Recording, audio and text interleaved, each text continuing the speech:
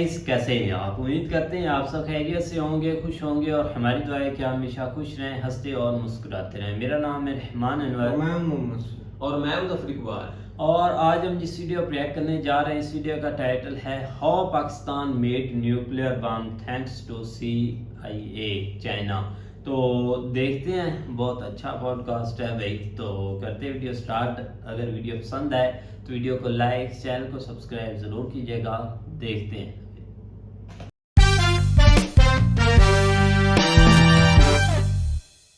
उन्होंने गोरों का बेवकूफ़ बना दिया। क्या हुआ कि आबिदी ने कहा कि we have hit a road block, हम आगे पैसा कहाँ से लाएं?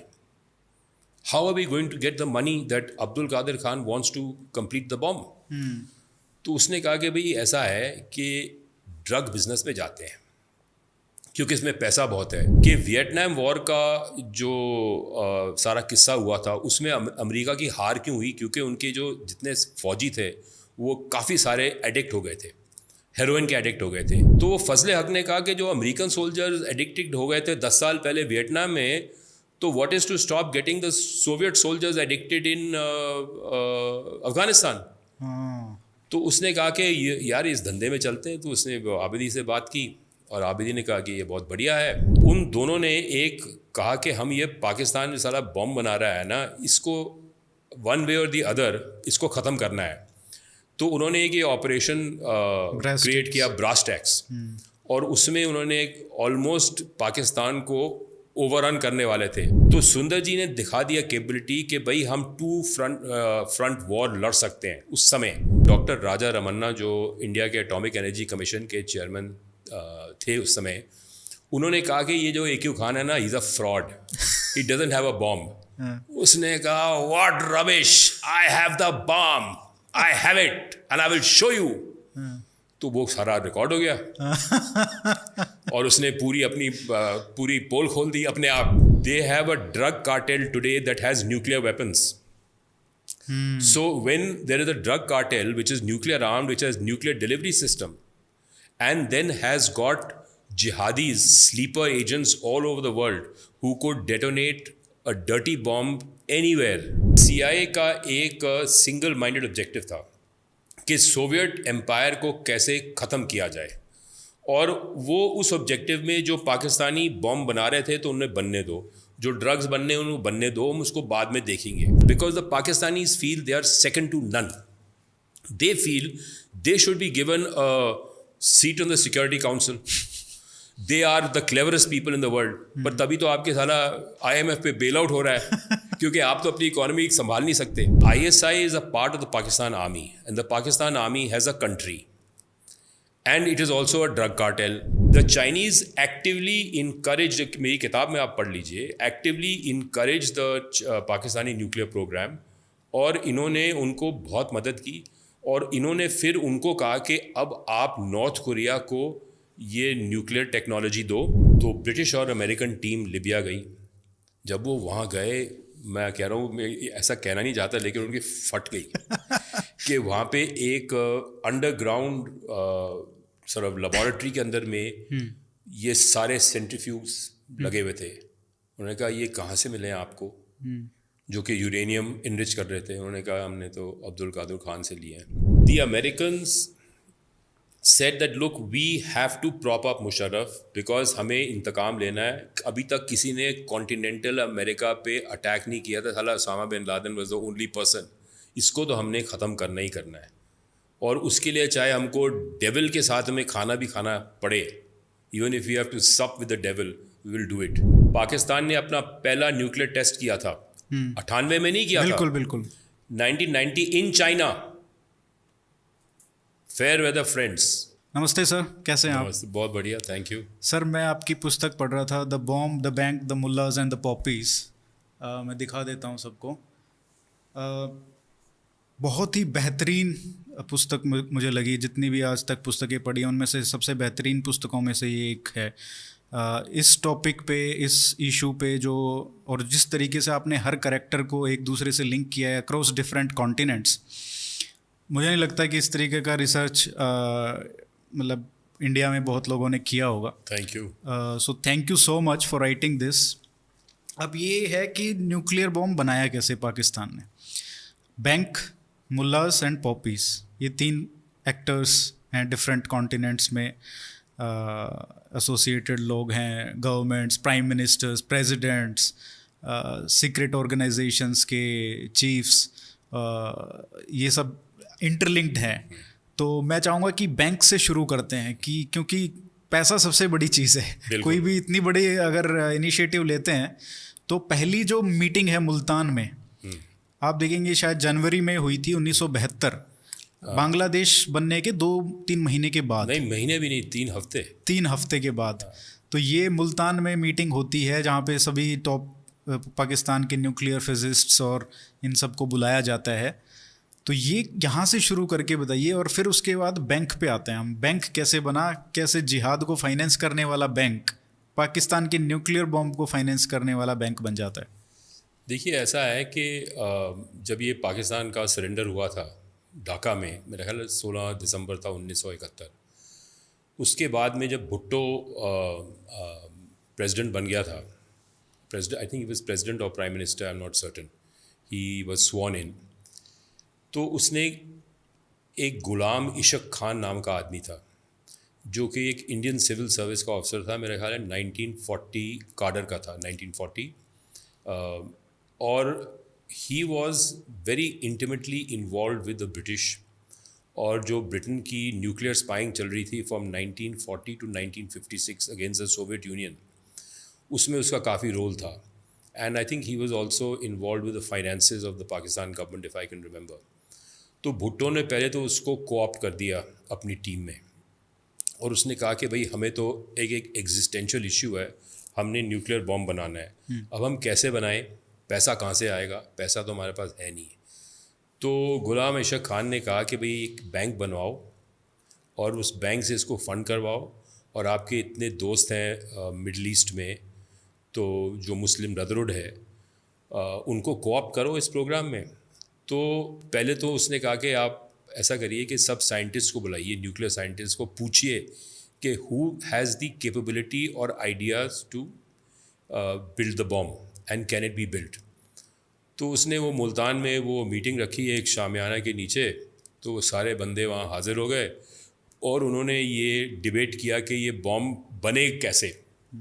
एक यूरेनियम का रूट होता है, एक प्लूटोनियम का रूट होता है। तो वो सारे जो थे वो कन्वेंशनल रूट जो था प्लूटोनियम का, उसके वो सारे प्रोटैगनिस्ट थे। तो उन्होंने कहा कि ये प्लूटोनियम का रूट है, ये है, वो है।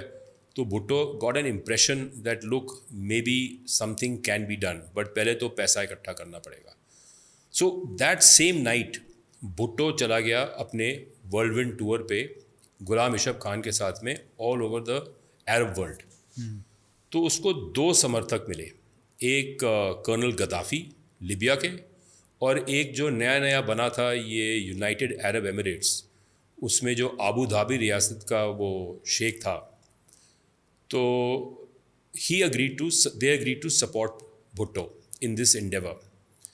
अब उसके बाद में बात आई कि उन्होंने कहा कि हम आपको पैसा देंगे लेकिन हमें अश्योर्ड रिटर्न चाहिए। सो जो प्रॉब्लम ये आई कि जो बैंक का कैपिटल है वो तो बहुत ही कम होगा, because they were not willing to trust Bhutto and say कि ये हमारा इक्विटी है, कि ये ले लीजिए $100 मिलियन इक्विटी है, तो $100 मिलियन की इक्विटी पे आप बैंक शुरू करिए।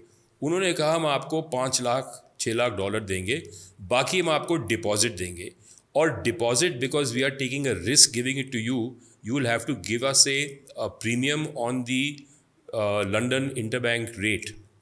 तो आप हमको वो assured return दीजिए, डिपॉजिट ले लीजिए, और उसके बाद में हम ये नहीं बताएंगे कि ये डिपॉजिट है कि हमने इक्विटी डाली है, उसी डिपॉजिट को इक्विटी अज्यूम करके आप अपना ये गेम शुरू करिए। अब सवाल आया कि कौन आदमी इतना तिगड़मी है पाकिस्तान में जो कि ये पूरे इंटरनेशनल फाइनेंशियल डीलिंग्स को कर सकता है। तो एक आदमी था आगा हसन आबिदी, जो कि एक मुहाजिर था जो इंडिया से वहाँ पे पाकिस्तान गया था 47 में, यूपी का था, और उसने वहाँ पे हबीब बैंक में काम किया था। उसके बाद में उसने अपना एक बैंक फ्लोट किया, वो सहगल फैमिली है पाकिस्तान की, उनसे पैसा लेके, और फिर क्या हुआ कि उसके खिलाफ कार्रवाई चल रही थी। उसका बैंक था UBL, United bank limited of Pakistan. तो उसके खिलाफ कार्रवाई चल रही थी कि उसने एक सहगल फैमिली कोई बड़े लोन्स दिए थे, उनके NPS बढ़ गए थे, जैसे आजकल हमारे यहाँ बढ़ते हैं वैसे उस समय उनके यहाँ बढ़े हुए थे। तो उसको हाउस अरेस्ट में डाला गया था। लेकिन आबिदी में एक खासियत थी कि जब ये गुलाम इशक खान को याद था कि जब 1964-65 में ये वॉर के पहले, 65 के वॉर के पहले उन्होंने कश्मीर में इन्फिल्ट्रेटर्स भेजे थे और जिहादी नेटवर्क्स उस वक़्त से सेटअप हो गए थे। तो वो उन जिहादी नेटवर्क्स को पैसा पहुंचाना आबिदी का काम था। तो आबिदी ने वो बड़ी वफादारी से वो हवाले करवाए थे जिसके फलस्वरूप वो जो जिहादी पाकिस्तान के और कश्मीर में गए थे उनको पैसा मिल रहा था। तो उस ऑपरेशन का एक ब्रेन चाइल्ड जो था वो एक आदमी था, उसका नाम था अयूब बख्श अवान, AB अवान। वो 1935 बैच का इंडियन IPS ऑफिसर था जो 47 में पाकिस्तान में रह गया था, और वो फिर पाकिस्तान इंटेलिजेंस ब्यूरो का डायरेक्टर बन गया। और उसने आबिदी को एम्प्लॉय किया था ये पैसा भिजवाने के लिए। और गुलाम इशक खान जो वो कश्मीर सेल था उसका एक वो मेंबर था, तो उसको पता था कि आबिदी में ये काबिलियत है। लेकिन अवान ने उसको कहा कि भाई जो आप आबिदी को इंटरनेशनल स्टेज पे लॉन्च करोगे तो ही नीड्स अ प्रोफाइल, उसको एक एडिक्वेट प्रोफाइल होनी चाहिए जिससे कि उसकी रिस्पेक्ट हो and people come to him. Because हमने तो लोगों को बेवकूफ़ बना के पैसा लेना है और क्वेश्चनेबल मीन से पैसा रेज करना है ताकि हमारे न्यूक्लियर प्रोग्राम में जाए। अच्छा, फिर वो हमें ये सारी इक्विपमेंट और टेक्नोलॉजी स्मगल करनी है, उसके लिए हमें एक लॉजिस्टिक्स नेटवर्क चाहिए। तो एक गोकुल शिपिंग कंपनी थी, एक अब्बास गोकुल था वो, तो उन्होंने कहा गोकुल शिपिंग कंपनी को भी आप इसमें इन्वॉल्व कर दीजिए। तो फिर उनको, because banking in 1970s was still a white man's preserve, यानी कि वेस्टर्न कंट्रीज़ के कंट्रोल में था, तो उन्होंने कहा एक वाइट मैन को भी रखना चाहिए। तो आबिदी ने मैनेज किया to get an appointment with the Tom Clausen who was the chief executive of Bank of America. और उसने क्लॉजन को बोला भैया तुमको डिपॉजिट चाहिए अरब वर्ल्ड के, क्योंकि पेट्रो डॉलर बूम हो रहा था उस समय। तो उसने कहा मैं आपको ये आबू धाबी के किंगडम की चाबी देता हूँ, सारा पैसा तुम्हारे पास आ जाएगा और तुम उसमें से पैसा कमाओ, लेकिन तुम मेरे बैंक में इन्वेस्ट करो। तो उसने कोई 2-3 लाख डॉलर इन्वेस्ट किए थे। तो bank of America provided legitimacy. Bank M is invested in BCCI, so bank M is not going to get in to bed with a questionable partner. और साथ में डिपॉजिट धड़ाधड़ आ रहे थे आबू धाबी से, तो उस आधार पे ये बैंक शुरू हुआ। हाँ, और इसके बाद इसका इन्वॉल्वमेंट इसमें कैसे आया बॉम्ब बनाने में? क्योंकि जो सारी मोस्टली जो फंडिंग आ रही थी वो तो अबू धाबी से आ रही थी, तो ये कनेक्शन, इसमें इन्वॉल्वमेंट कैसे शुरू हुआ CIA का? और क्योंकि जब आप देखेंगे 75 से 77 में जब जॉर्ज H.W. बुश CIA के डायरेक्टर थे, और उसके बाद उनका भी इन्वॉल्वमेंट इसमें आता है, bank of credit and commerce bank international, BCCI जो उसका नाम रखा गया था, तो वो भी इन्वॉल्व थे और सारे इंटरनेशनल प्लेयर्स भी इन्वॉल्व थे। वहाँ से, उस बैंक से फिर ये शिपिंग शुरू होती है, उसके बाद मटेरियल्स आने शुरू होते हैं। कैलिफोर्निया से जाता है चाइना में शायद, या हांगकांग में, हांगकांग और मलेशिया, और वहाँ से फिर शिप होके आता है पाकिस्तान। तो ये पूरा नेटवर्क कैसे शुरू हुआ? देखिए ऐसा है कि दुनिया के इतिहास में 1979 जो है वो बड़ा एक सिग्निफिकेंट साल था। उस साल में क्या हुआ कि एक तो ये ईरान में वो रेवोल्यूशन हुआ, क्रांति हुई, और वो मुल्लाज सत्ता में आ गए, शाह ख़त्म हो गया, उसका तख्ता पलट दिया गया, और साथ में रूस ने अफ़गानिस्तान में इन्वेजन कर लिया। अब उसके बाद में अमेरिकनों को ये भनक लग गई कि भाई अब ये रूस को हम उसकी वैसी दुर्दशा करेंगे जैसे उन्होंने हमारी वियतनाम में की थी, and we have a chance to destroy the Soviet empire.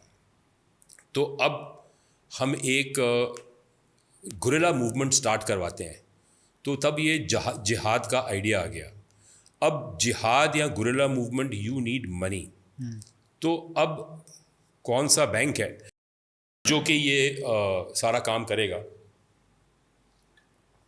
तो उन्होंने कहा कि भाई ये तो हमारे पास ऑलरेडी बैंक है ही है, ये BCCI है, क्योंकि पाकिस्तान का बॉर्डर अफ़गानिस्तान के साथ है। सारे जिहादी जो हैं, गुरिल्लाज जो हैं, पाकिस्तान से वहाँ पे इन्फिल्ट्रेट करेंगे, तो यही रास्ता है। तो what better than to get the BCCI bank involved in the business of funding the jihad. So the money that was coming from Saudi Arabia and America to fund the weapons purchases, ammunition, logistics, supplies, you have it, you name it, was तो ये coming सारा through, का सारा BCCI के through ही fund हो रहा था? सारा BCCI के थ्रू रूट हुआ था। ओह, So CIA पैसा डाल रही थी, the CIA had accounts with BCCI, Saudis had accounts with BCCI, everybody had accounts with BCCI, and the money was coming through the BCCI. तो मतलब पाकिस्तान इतना स्मार्ट था कि उन्होंने इस प्रोजेक्ट में सबको इम्प्लीकेट कर दिया। उन्होंने गोरों का बेवकूफ़ बना दिया। They actually made a fool of the Americans and they used them. तो अब क्या हुआ कि जब ये सारा कुछ हो रहा था तो उस समय वर्ल्ड ऑयल मार्केट में उतराव चढ़ाव हो रहा था। बिकॉज क्या था कि डिमांड श्रिंक हो गई थी और प्राइसेस हाई हो गई थी और प्रोडक्शन कट्स हो गए थे। तो वो डिपॉजिट्स उतने आ नहीं रहे थे, petro dollar deposits. There was a big rush from 1973 to 79। 79 में वो ड्राई अप हो गए। तो उस वक़्त उनका जो प्रोग्राम था, न्यूक्लियर प्रोग्राम, वो जो ये अब्दुल कादिर खान ने शुरू किया था, because he was the one who came from Holland, और उसने कहा कि हम यूरेनियम के थ्रू, रूट के थ्रू जा सकते हैं क्योंकि ये बड़ा सस्ता होगा। और दूसरी बात यह है कि यूरेनियम की माइंस हैं पाकिस्तान में, बलूचिस्तान में, and we'll be able to use it and it will be much cheaper. तो भुट्टो कन्विंस हो गया था। तो अब वो जो वहाँ से स्मगलिंग हो रही थी यूरोप से, ये सारी टेक्नोलॉजी की और इक्विपमेंट की, क्योंकि पाकिस्तान में कोई इंडस्ट्रियल बेस था नहीं, तो जो आपको हाई क्वालिटी स्टील्स चाहिए वो तो आप सिर्फ चुरा के ला सकते हो। तो वो गोकुल शिपिंग ने उसका वो serve the purpose of the logistics company that was sourcing all this material. अब क्या हुआ कि आबिदी ने कहा कि we have hit a roadblock. हम आगे पैसा कहाँ से लाएं?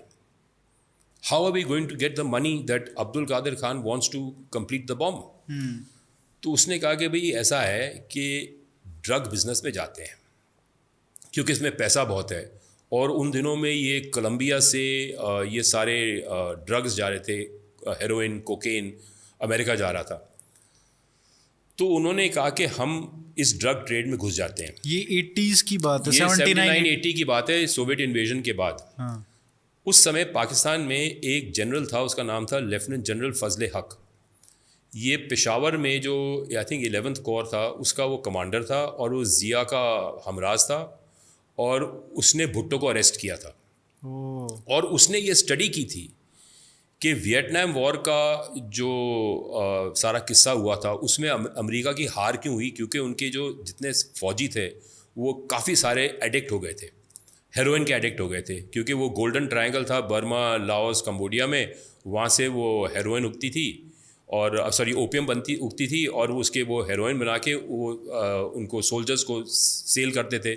और वो पोस्ट ट्रॉमेटिक स्ट्रेस डिसऑर्डर जो होता है लड़ाई के दौरान, उसको कम करने के लिए, उसका प्रभाव कम करने के लिए वो सोल्जर्स वो हेरोइन ले रहे थे। तो वो सारे अमेरिकन सोल्जर्स एडिक्टेड हो गए थे। तो वो फजले हक ने कहा कि जो अमेरिकन सोल्जर्स एडिक्टेड हो गए थे 10 साल पहले वियतनाम में, तो what is to stop getting the Soviet soldiers addicted in Afghanistan. तो उसने कहा कि यार इस धंधे में चलते हैं। तो उसने आबिदी से बात की और आबिदी ने कहा कि ये बहुत बढ़िया है। और Abidi was very close to general Zia, और वो बॉम्ब प्रोग्राम फंड ही कर रहा था, तो उन्होंने कहा पैसा भी यहीं से आएगा। तो फजले हक ने फिर कोई 200 रिफाइनरीज इस्टेब्लिश की अफगान पाक बॉर्डर पे खुद। ही वॉज इन्वॉल्व डायरेक्टली और indirectly in setting. Pakistan state ने एस्टेब्लिश की? स्टेट ने नहीं, these are non-state actors. State actors without portfolio. State actors without portfolio. He was a serving general. But he had a vast fortune. He left a vast fortune. बेचारे का कत्ल हो गया था, मेरा ख्याल है 1991 में हुआ था। तो they set up 200 odd refineries and this is all documented, open source intelligence है। और उन रिफाइनरीज में से जो अफीम उग रहा था अफगानिस्तान में से, it used to come there to be refined and it was converted into what is called China white at that time, और वो हेरोइन हो गया, और वो हेरोइन फिर was being shipped out all over the world. फिर उन्होंने देखा कि भाई ये जो कोलंबिया में से जो सारा ड्रग्स जा रहा है, कोकेन जा रहा है और ओपियम जा रहा है, हेरोइन जा रहा है अमेरिका में, उसके फंडिंग में घुस जाते हैं, उनके पास बड़े डिपॉजिट्स हैं, उनको मनी लॉन्डर कर देते हैं और उनको हाई इंटरेस्ट रेट्स देते हैं। तो वो जो अवान साहब थे जिन्होंने कि आबिदी को चुना था पहले वो जिहादी नेटवर्क्स को फाइनेंस करने के लिए, उनका जो बेटा था Amjad Awan, he had joined BCCI bank, और उसको डिप्यूट किया गया था कि आप सेंट्रल अमेरिका में आप ये सारे डिपॉजिट्स टैप करिए, ये जितने ड्रग वाले हैं, कोलंबियन ड्रग लॉर्ड्स है, मेडलिन कार्टेल है, आपने वो नेटफ्लिक्स पे वो सीरीज देखी थी नार्कोस, उसका मेडलिन कार्टेल भी आता, पाब्लो एस्कोबार है, और वो सारे जो बंदे थे वहाँ पे, एल गार्चार और वो सारे लोग थे। पाब्लो एस्कोबार का भी एक इंटरेस्टिंग कनेक्शन है पाकिस्तान के बॉम्ब बनाने में। बिल्कुल, उसका कंट्रीब्यूशन है, उसका पैसा आया था और उस पैसे को इस्तेमाल किया गया था, और पैसा आता गया, उसको लॉन्डर करते गए। उन्होंने कई मतलब hundreds of millions and billions of dollar लॉन्डर किया। और मैनुअल नोरिएगा जो था वो president of Panama, that was a half way point. जैसे कि आप दिल्ली से जयपुर जाओगे तो पुराने ज़माने में वो बहरोर आता था ना जहाँ पे वो ढाबे थे, तो वैसे ही वो पैनामा एक किस्म का ढाबा था जहाँ पहले वो ओपियम आता था, सॉरी कोकेन आता था, और वहाँ पे फिर ट्रांसशिप होता था to Florida and other places. So Manuel Noriega he used to take protection money, transit fees for the flow of cocaine to America. और आपने ये टॉम क्रूज की फिल्म देखी होगी, वो बैरी सील के बारे में रिसेंटली, एग्जैक्टली वो इसी के में कनेक्टेड था सारा कुछ। तो वो सारे डिपॉजिट्स भी जो थे वो सारे पाकिस्तानी न्यूक्लियर प्रोग्राम में आ गए। They were also being used to fund this program. Now it was a Ponzi scheme, मतलब to pay the interest rates you need to get more deposits, and to pay those interest rates you need to get even more deposits.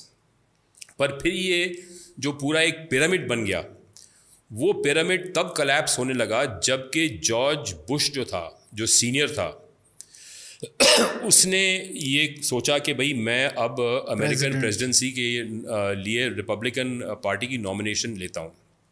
और उसके 3 embarrassing connections थे।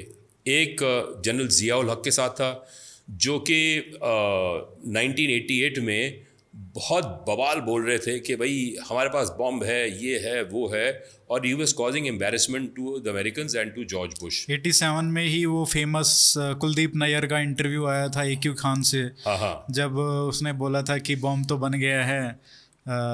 Exactly आप बता दीजिए। वो actually interview ये हुआ था कि उस समय हमारे यहाँ पे एक बड़ा काबिल जनरल था, जनरल सुंदर जी, और एक बड़ा ही एग्रेसिव डिफेंस मिनिस्टर था अरुण सिंह, और राजीव गांधी के वो अच्छे दोस्त थे अरुण सिंह, और रक्षा मंत्री था। तो उन दोनों ने एक कहा कि हम ये पाकिस्तान में सारा बॉम्ब बना रहा है ना, इसको वन वे और दी अदर इसको ख़त्म करना है। तो उन्होंने एक ये ऑपरेशन क्रिएट किया, ब्रास टैक्स, और उसमें उन्होंने ऑलमोस्ट पाकिस्तान को ओवररन करने वाले थे। तो पाकिस्तानी को पता चल गया, और उसी समय चाइना के साथ भी हमारा चल रहा था। I am coming to that. उसी समय चाइना के साथ भी हुआ। तो उन दिनों में 1987 में टाइम मैगजीन का कवर आया था, India the latest defence power in Asia. तो सुंदर जी ने दिखा दिया कैपेबिलिटी कि भाई हम 2 फ्रंट वॉर लड़ सकते हैं उस समय 1987 में। इसमें आप देख लीजिए, this is now 36 years ago, China and Pakistan. तो general Zia wanted to send a message to India कि खबरदार, तुम साले जो मेरी सरहद पार करोगे तो मैं तुम पे न्यूक्लियर बॉम्ब फेंक दूंगा। अब वो मैसेज जाए कैसे कि कोई माने ही उस बात को, माने या ना माने। तो उसने कहा कि मुशाहिद हुसैन था उनका वो प्रेस सेक्रेटरी या जो भी था, जर्नलिस्ट था वो। तो उसने कहा कि भाई तुम ना वो कुलदीप नैयर साहब को बुलाओ, वो मोस्ट क्रेडिबल जर्नलिस्ट है, पंजाबी हैं, उनको ये AQ खान के साथ में इंटरव्यू दे दो, और ताकि वो खबर छापें कि पाकिस्तान के पास बॉम्ब है, ऑलमोस्ट है। तो कुलदीप नैयर बड़े चालाक थे, उन्होंने कहा भाई मुझे मेरी बात कौन मानेगा, तुम पहले मुझे उसको रिकॉर्ड करने का मौका दो। तो जब मैंने उनसे बात की थी, वो मेरे मतलब हमारे फैमिली टाइज़ हैं, तो उन्होंने कहा भाई मैंने उसको टीज़ किया AQ खान को, पहले तो उसने कुछ खास बोला नहीं, तो मैंने उससे कहा कि भाई मैं अभी डॉक्टर राजा रमन्ना जो इंडिया के एटॉमिक एनर्जी कमीशन के चेयरमैन थे उस समय, उन्होंने कहा कि ये जो AQ खान है ना, he is a fraud, he doesn't have a bomb. उसने कहा what rubbish, I have the bomb, I have it and I will show you. तो वो सारा रिकॉर्ड हो गया और उसने पूरी अपनी पूरी पोल खोल दी अपने आप, मतलब वो जज्बात की राह में आके उसने वो बात पूरी खोल दी। तो कुलदीप नैयर साहब ने फिर वो आर्टिकल छापा और लोगों को वो they were not willing to believe it कि भाई ये ऐसे ऐसी इसने ये AQ खान ने ये बात कही है। तो वो मामला खुल गया। तो उसके बाद जनरल ज़िया ने कहा सोने पे सुहागा, इसको हम और प्रमोट करते हैं, इससे हम अपने आप को और स्ट्रॉन्ग बनाएंगे, क्योंकि जो जिहाद हो रहा है इससे हम फिर कश्मीर को भी लिबरेट करेंगे, इट गिव्स मेनी ओपनिंग्स। और वो सोवियत यूनियन उस वक्त तक कोलैप्स हो रहा था अपने इंटरनल कॉन्ट्रडिक्शंस के कारण, and the Soviets were going to withdraw from Afghanistan, they were planning the withdrawal. और पैसा ही पैसा आ रहा था अमेरिकन से। हाँ, और वो नहीं, फिर वो पैसा ड्राई अप होने वाला था। जब सोवियत विड्रॉल हो रहा था, तो जब सोवियट्स चले जाएंगे अफगानिस्तान से तो वो जिहाद खत्म हो जाएगा, तो पैसा खत्म हो जाएगा, तो money has to come from drug industry. और उनकी सब प्लानिंग हो गई कि भाई अब तो ज़्यादातर फोकस हमारा सेंट्रल साउथ अमेरिका में होगा। लेकिन जब जॉर्ज बुश ये अमेरिकन रिपब्लिकन पार्टी की नॉमिनेशन के लिए अपनी कोशिश कर रहे थे, तो उन्होंने कहा कि ये 3 जो कनेक्शंस हैं, एक जनरल ज़िया के साथ है, एक जो ये BCCI बैंक के साथ है, उसमें खुद अकाउंट था उनका। हाँ, खुद अकाउंट था उनका। और तीसरा जो ये मैनुअल नोरिएगा है, पनामा वाले, हाँ, ये तीनों को ख़त्म कर देना चाहिए। We must have a clean slate. और इसमें एक सबसे इंटरेस्टिंग बात है कि 87 में उन्होंने लॉन्च किया अपना ये कैंपेन। 88 में 18 अगस्त को रिपब्लिकन कन्वेंशन होना था, जिसमें ऑफिशियल उनको रिपब्लिकन प्रेसिडेंशियल नॉमिनी बनना था। 17 अगस्त को बहुत ही इंटरेस्टिंग चीज़ होती है वो आप बता दीजिए कि जनरल जिया हक का जो हेलीकॉप्टर है वो क्रैश हो जाता है। उसका प्लेन क्रैश हो जाता है। एक डेमोन्स्ट्रेशन के लिए, एक टैंक के डेमोन्स्ट्रेशन के लिए गए थे एक जगह, तो वहाँ से वापस जा रहे थे, तो उनके जहाज़ के अंदर में अमेरिकन एम्बेसडर भी था, लेकिन जनरल बेग जो था ना, वो भी मुहाजिर था। He was a non Punjabi general in the Pakistan army, one of the few. उसको भनक लग गई थी कि कुछ ना कुछ होने वाला है, तो उसने बहाना बनाया कि मैं अपने प्लेन से जा रहा हूँ। तो उसने ही स्टेप्ड आउट, ये लोग गए और जैसे प्लेन टेक ऑफ किया, इट बर्स्ट इनटू फ्लेम्स और वो सारे बंदे मर गए। और ये जनरल जिया 17 जुलाई को हुआ मेरा ख्याल है, और 18 जुलाई को प्रेसिडेंशियल शायद अगस्त नहीं, I think it was July anyway. तो मतलब बात ये है कि जिस दिन होना था उससे एक दिन पहले वो किस्सा खत्म हो गया, और वो प्रेस से हट तो क्या आप ये कहना चाहते हैं कि जनरल, मैं कुछ नहीं कहना चाहता जॉर्ज H.W. बुश ने जनरल जिया को उड़वा दिया? ये मैं नहीं कहना चाहता, क्योंकि ये इसमें ठोस सबूत किसी के पास नहीं है। लेकिन इतना सबूत ये है कि वो जनरल बेग जो था, उसने फिर अपना वो हवाई जहाज ही लैंडेड इन रावलपिंडी, और उसने कहा कि अब मैं बन रहा हूँ चीफ मार्शल लॉ एडमिनिस्ट्रेटर। लेकिन उस समय ये जो गुलाम इशक खान था, वो फिर से सरफेस हुआ।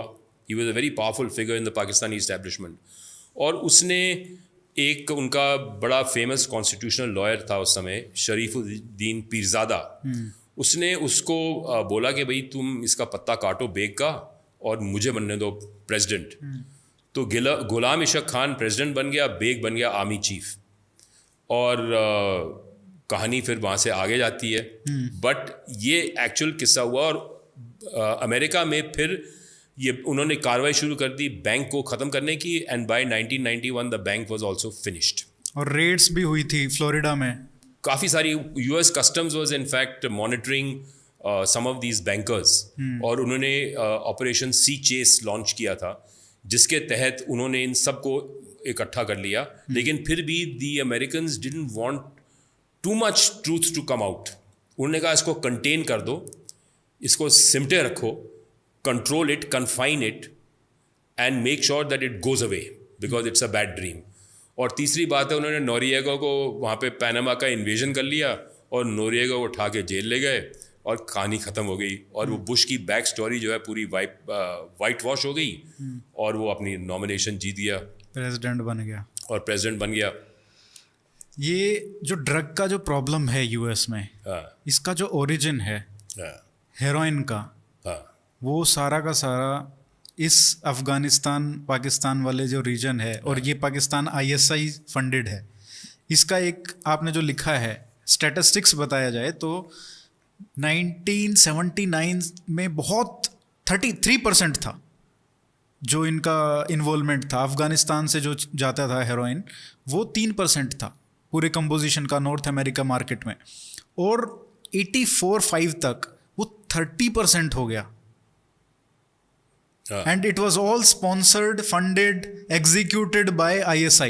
Absolutely, because see, the thing is that Americans had a single-minded viewpoint that we have to destroy Soviet Union. ठीक है जी, अब उसमें जो collateral damage होगा तो वो देखी जाएगी।